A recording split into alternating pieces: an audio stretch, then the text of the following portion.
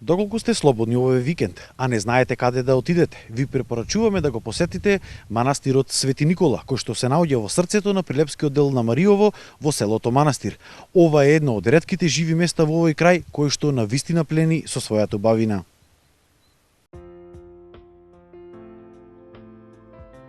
До манастирот Свети Никола во селото Манастир се стигнува кога од Прилеп ќе тргнете по патот за Мариово. Откако ќе го поминете легендарниот Расимбегов мост, на 2 километри од реката Црна треба да завртите во десно. И од тука па се до селото Манастир има уште околу 3 километри.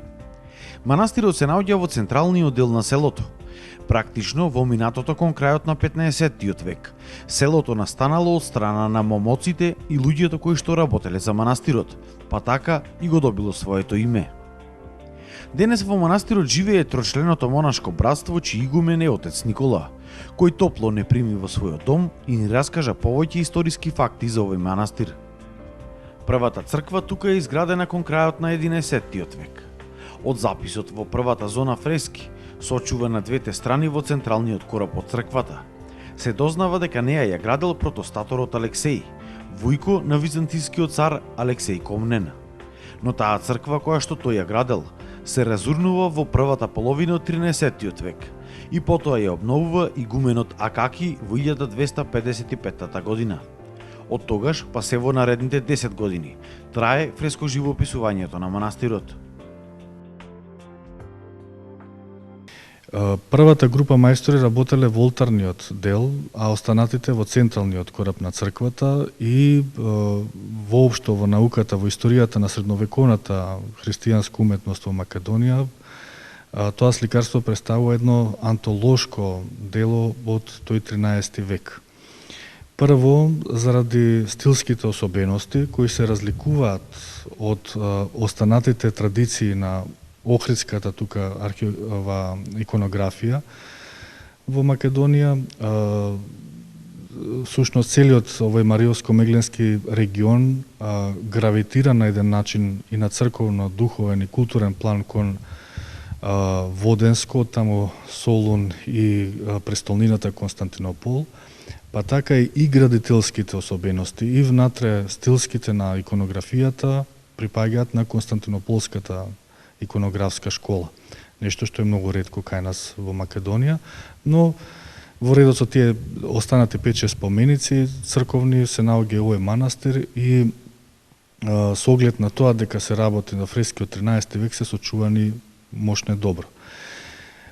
Белезите се на присутни на една типична монашка тематика во иконографијата. Над првата зона фрески постои една зона на медаљони на маченици, нешто што е типично за периодот во кој што е настанат фрескописот, во кој што средновековното монаштво буквално се поврзува како континуитет и како наследник на ранохристијанското мачеништво. Тоа денес во црквата се вика така наречено бескрвно мачеништво за Христос, затоа што ако во првите векови луѓето умирале за верата и заради Христос, во средниот век тоа мачеништво се преселило во внатрешните простори на човекот. Кога станува збор за монашката тематика на фрескоживописот, тука карактеристична е и фреската така наречена Лествица, каде во 4-тиот век Свети Јован Лествичник напишил книга со ова име, која што представува буквар како треба да изгледа еден монашки живот. Преку овој фрескоживопис се посведочува и врската со Охридската архиепископија и овој манастир, преку една фреска во олтарот, каде што е насликан Свети Климент, првиот охридски архиепископ. Вакви фрески, каде што светителите се представени во една надприродна големина, која што некаде поминува и до 2,5 метри, единствено може да се сретнат само тука, во селото Манастир во Мариово, во црквата Света Софија во Охрид и во манастирот Водоча во Струмица. Инаку, ова е карактеристичен начин на сликање од Константинополската школа.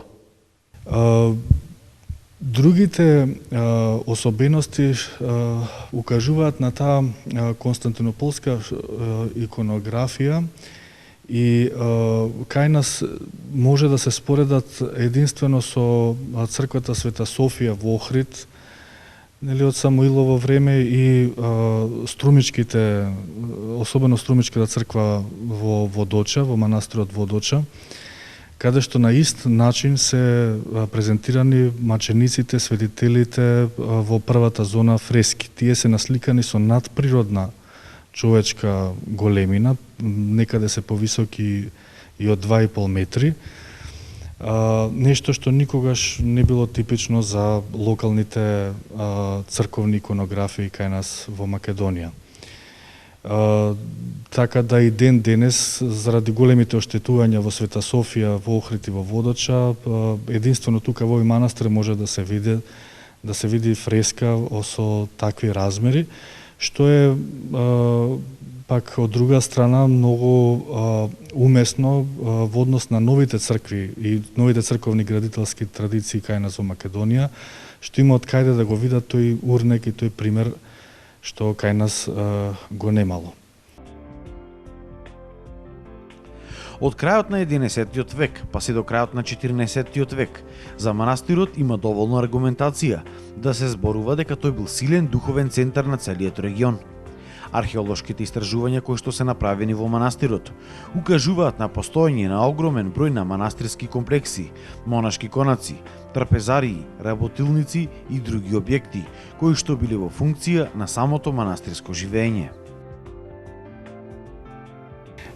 До нив се пронајдени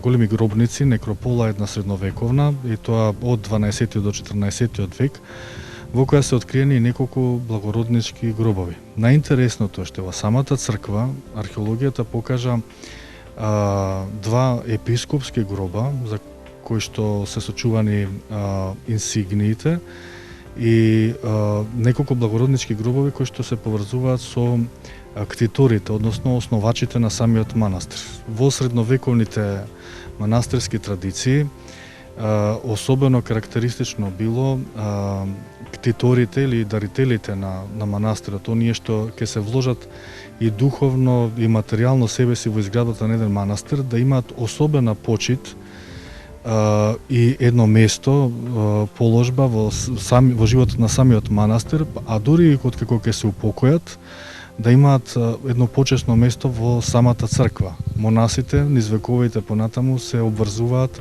молитвено секогаш да живеат во заедница со нив.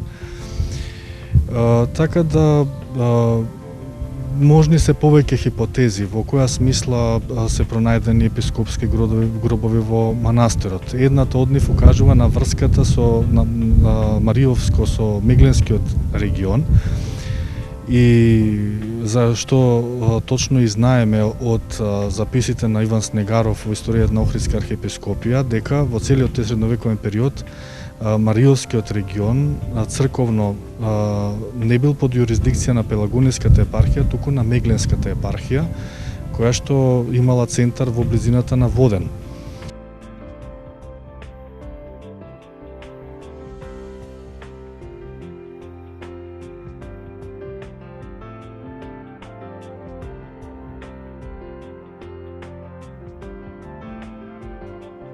Докази за постоењето на развиен монашки живот тука има се до 14-тиот век, а од тогаш па понатаму тие докази стануваат се посиромашни. Во 19-тиот век настанува штедно разорување на црквата од непознати причини и неа ја обновуваат жителите на селото манастир. После децении на пауза на монашки живот во манастирот, во 2007 година Синодот на Македонската православна црква донесува одлука тука повторно да заживее монашкиот живот. Со благослов на надлежниот архиереј, господинот Петар, во 2008 година тука доаѓа отец Никола, кој што претходно живее со братството во манастирот Зрзе. Денес во манастирот живеат тројца монаси, е многу попосетен од пред 8 години. Се изгради, ако може така да се каже, едно широко духовно семејство кое што е дел од животот на манастирот и се вложува во самата обнова. Она што за нас представува најголема радост е што литургискиот и духовниот живот во манастирот буквално од првиот ден на моето доаѓање во манастирот тече во еден непрекинат континуитет и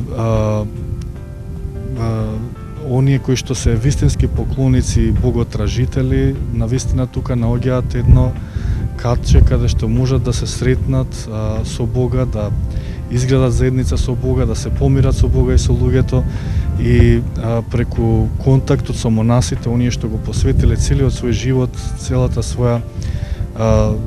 свој потенцијал, сите своји дарови ги принесле на Бога, да најдат во нив вистински пријатели и едни патокази за животот што го живеат во современиот свет. Денес Министерството за култура и Заводот и музеј Прилеп се грижат и поднесуваат голем број проекти околу конзервација и заштита на црквата. Претходно археолошки беше испитан целиот овој терен во и околу манастирот. Во изминативе години беше изграден и монашки конак, кој што за прв пат овозможи монасите тука нормално да ги извршуваат своите активности. Покрај ова, во наредниот период, во смисла на градежната обнова, ни следи президување на старите оградни зидови, на подпорните зидови од сите страни на манастирот и изградба на гостински конак, на камбанарија, на манастирска порта и на ателје, на сите оние потреби што еден жив манастир ги има. Се надевам дека со Божја помош и тоа ќе тече во едно споро, но убаво темпо, што ќе ни овозможи да обстоиме во првенствено во овие духовни активности за кои што ви кажувам. Манастирот се обидува и преку различни активности да води еден самостоен живот без да зависи од добрата волја на поединците, и за мене секогаш бил еден восхитувачки момент од Евангелието во кој упатува на тоа дека човекот треба да живее од трудот на своите раце. Монасите денес живеат од својата економија. Одгледуваат градинарски производи, произведуваат чист еколошки мед и чуваат крави и телиња. Ова мало магично место навистина вреди да се посети и да се почувствува неговата убавина и близината на Бог. Верувајте, нема да зажалите, ако следната ваша дестинација биде манастирот Свети Никола во селото Манастир во Мариово.